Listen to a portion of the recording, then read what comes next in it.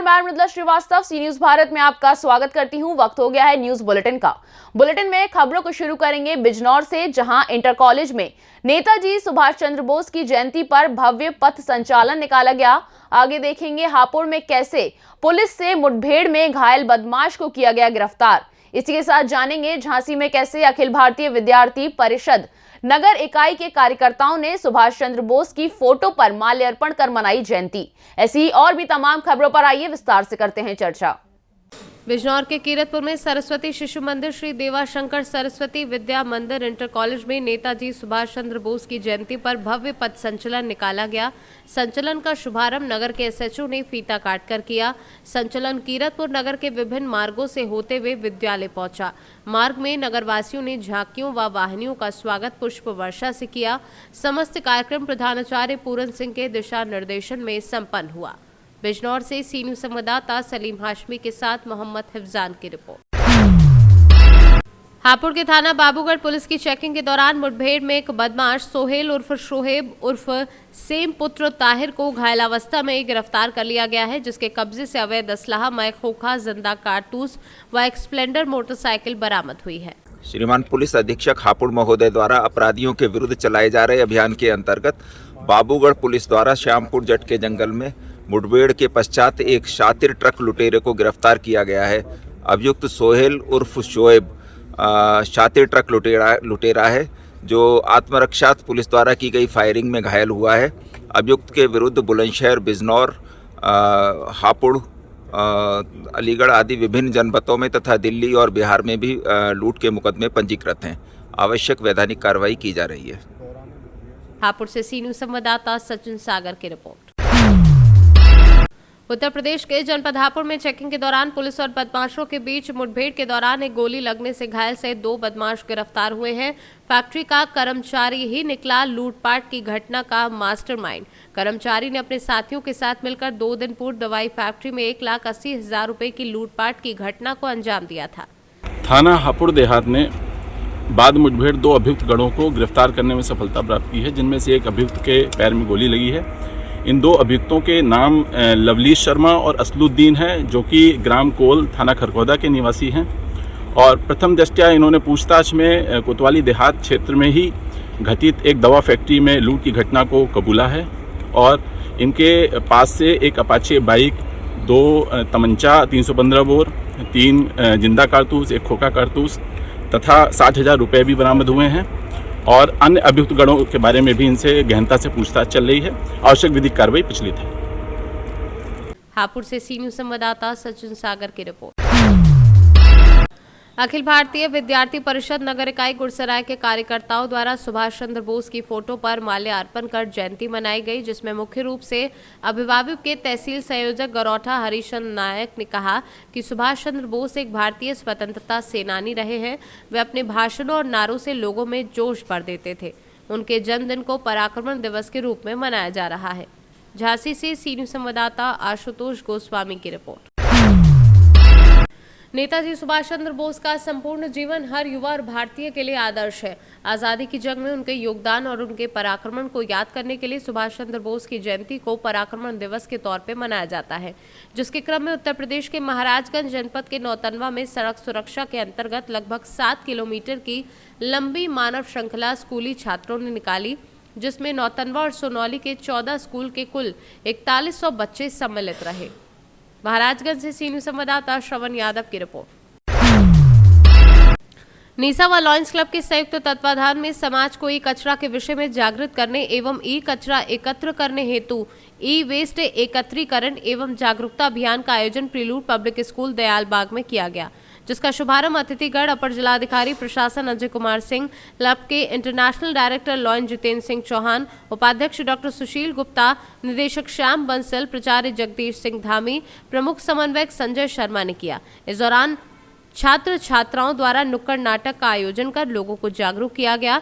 इस ई वेस्ट एकत्रीकरण अभियान में नीसा से संबद्ध समस्त विद्यालयों एवं लॉयंस क्लब के पदाधिकारियों एवं सदस्यों ने भी अपने घरों से ई वेस्ट को लाकर जमा कराया व इस मुहिम को एक सार्थक दिशा प्रदान की। ई वेस्ट एक बहुत बड़ी समस्या बनती जा रही है हमारे पर्यावरण के लिए, और निशा संस्था, लायंस क्लब और ये तमाम संस्थाएं मिलकर ये कचरा कलेक्ट करके उसका सही डिस्पोजल कराने के क्षेत्र में जो कार्य प्रारंभ किया है वो निश्चित ही सराहनीय कार्य है हमारे पर्यावरण के लिए, हमारे समाज के लिए। मैं उनको शुभकामनाएं दूंगा इन संस्थाओं को। और यहाँ पे एक कार्यक्रम आज आयोजित हुआ है, प्रीलूड संस्था को भी मैं धन्यवाद देना चाहता हूँ कि उन्होंने इतना अच्छा कार्यक्रम बच्चों के माध्यम से प्रस्तुत किया और अच्छी तरह से समझाने का प्रयास किया है कि हम ई वेस्ट को किस तरह से विस्तारित कर सकते हैं। ठीक है, अगर इसी तरीके से ई वेस्ट रिसाइकिल प्रॉपर नहीं हुआ तो 2050 तक 161 मिलियन टन ये ई वेस्ट हो जाएगा। और लायंस क्लब हमेशा से देश के लिए, समाज के लिए काम करती है। तो हमारे 3rd vice president lion doctor KP Singh साहब ने ये कहा कि हम ई वेस्ट के लिए कैंपेनिंग में आगे चलते हैं। उस समय हमें नहीं पता था हमें क्या सपोर्ट मिलेगा, कितने लोग जुड़ेंगे, लेकिन आज पूरा देश हमारे साथ जुड़ा हुआ है। 2,80,000 से ज़्यादा लायंस मेंबर्स इसमें काम कर रहे हैं। पूरे हिंदुस्तान के स्कूल निशा जो एसोसिएशन है वो हमारे साथ जुड़ी हुई है और बहुत सारी संस्थाएं हमारे साथ आ गई हैं जो इस ई कैंपेनिंग में हमारे साथ जुड़ गई हैं। और ई वेस्ट का जो खतरा आपने देखा होगा कि नदियों में जिस तरह से ई वेस्ट को डाला गया तो मछलियाँ मरी, जिस तरह से आपको प्रकृति में डाला गया तो ज़मीन बेकार हो गई। ये ई वेस्ट ऐसा वेस्ट है कि जिससे केमिकल्स भी निकलते हैं, carbon. Doctor Sushil Gupta, vice president initiative NISA, national independent school alliance. ये पूरे पैन इंडिया की है, जहाँ से कि हमारे अंडर में 6 लाख से ज़्यादा स्कूल हैं। इस नीसा ने लॉयंस इंटरनेशनल के साथ मिलकर जो है ये जागरण शुरू करा है, जिसमें ई वेस्ट, मैं कहूँगा पॉलीथीन इतनी ज़्यादा खतरनाक नहीं है जितना ई वेस्ट है। इसके अंदर इस तरह के केमिकल्स होते हैं और चूँकि थोड़ा सा इसमें सिल्वर और गोल्ड बहुत कम होता है, लेकिन कबाड़ी लोग इसको ले जाते हैं और बच्चों को कहते हैं कि इसमें से ये वाला पर्टिकुलर छाटो, तो उससे और जिसने केमिकल से बच्चों को, मुझे अच्छा नहीं लग रहा है कहते हुए, लेकिन मौतें तक हो गई हैं। और आगरा से सी न्यूज़ संवाददाता अनुज उपाध्याय की रिपोर्ट। यूपी के बुलंदशहर में बेमौसम बारिश ने रात 11 बजे से बुलंदशहर में हल्की बूंदाबांदी शुरू। मौसम विभाग का मानना है कि आगामी 48 घंटे में तेज हवा के साथ बुलंदशहर में बारिश पड़ेगी। बेमौसम बारिश ने किसानों की चिंता बढ़ा दी है। एक बार फिर सताने लगी है बेमौसम बारिश। किसानों की आलू, सरसों एवं मटर की फसल बर्बाद हो सकती है। सोनू, ये बताइए कि रात से बारिश पड़ रही है आलू की फसल और जैसे सरसों की फसल पे, तो क्या प्रभाव पड़ रहा है इस बेमौसम बारिश? सरसों पे फूल हल्ला है, इस पर भारी नुकसान है और आलू पे नुकसान है। आलू की फसल में पैदावार में कम होगी और सरसों तो है ही। सरसों का जब सारा फूल हल जाएगा तो सरसों में तो कुछ होना ही नहीं है। सबसे बड़ी हानि सरसों को है। तो ये जो बारिश पड़ रही है इससे किसानों को नुकसान है? किसानों को नुकसान है, रात से ही बरसात है ये।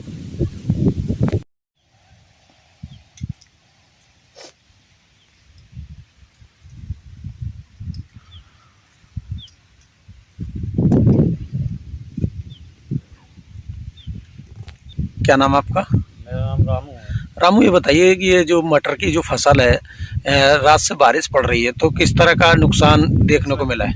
ये नुकसान है जी, ये फली ना फूलेगी, इसका दाना ना फूले।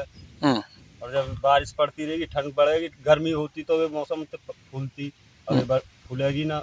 यहाँ बहुत नुकसान है। हमने तो यहाँ कर्ज लेके लगाया हुए, तो लेके आए बहुत दूर से। बारिश का असर देखने को मिला? बारिश का असर है। बारिश ने हम सब बेकार कर दी है। ऐसे ही जो आलू की फसल है वो भी इस तरह से? आलू की फसल में पाले ने मार दी, अब ये बारिश है ये मार रही है। आलू की फसल में भी कुछ ना है आपका। बुलंदशहर से सी न्यूज़ संवाददाता नितिन सिंह राजपूत की रिपोर्ट। भारत की स्वतंत्रता के महानायक नेताजी सुभाष चंद्र बोस का 127वां जन्मोत्सव सुभाष जयंती समारोह समिति द्वारा भव्यता के साथ मनाया गया। इस समारोह समिति द्वारा 76 वर्षों से लगातार मनाया जा रहा है। ये कार्यक्रम खंडेराव गेट स्थित लक्ष्मी व्यायाम मंदिर पर मनाया गया। मुख्य अतिथि पूर्व केंद्रीय मंत्री प्रदीप जैन आदित्य के नेतृत्व में हरी झंडी दिखाकर सुभाष चंद्र बोस की भव्य झांकियां निकाली गई। नगर के कई स्थानों पर भ्रमण के पश्चात ये यात्रा लक्ष्मी व्यायाम मंदिर पर समाप्त हुई। कार्यक्रम में विशिष्ट अतिथि के रूप में दर्जा प्राप्त राज्य मंत्री हरगोविंद कुशवाहा, MLC रमा निरंजन, जिला पंचायत अध्यक्ष पवन गौतम व अन्य लोग उपस्थित रहे। कार्यक्रम में आए हुए सभी अतिथियों ने नेताजी सुभाष चंद्र बोस के जीवन काल और उनके द्वारा स्वतंत्रता के लिए किए गए बलिदानों पर प्रकाश डाला। ब्यूरो रिपोर्ट, सी न्यूज़ भारत। मऊ जनपद के चिरैयाकोट थाना अंतर्गत 40 वर्षीय व्यक्ति को अज्ञात लोगों ने मारी गोली। सुनील यादव पुत्र जग्गी यादव खोदातपुर चिरैयाकोट थाना अंतर्गत निवासी घायल। गोली लगने के बाद थाने में खुद जाकर घायल ने बताई आप बीती चिरैयाकोट से रासेपुर जाने वाले मार्ग पर व्यक्ति को मारी गई गोली। घायल को आजमगढ़ अस्पताल में भेज जांच में जुटी है पुलिस। क्या नाम है? अरे एडमिट कराइए, मर जाएंगे। सुनील सर कौन मारा है? रोशन अजीत। रोशन अजीत जी साहब। रोशन अजीत सर, हमें एडमिट कराइए सर। अरे सर जल्दी करिए, मर जाएंगे।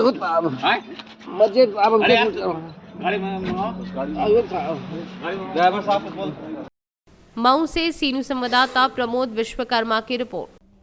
फिलहाल के लिए इस न्यूज बुलेटिन में बस इतना ही। देश और दुनिया की तमाम खबरों को जानने के लिए देखते रहिए सी न्यूज भारत। हर खबर आपके साथ, आपके हाथ।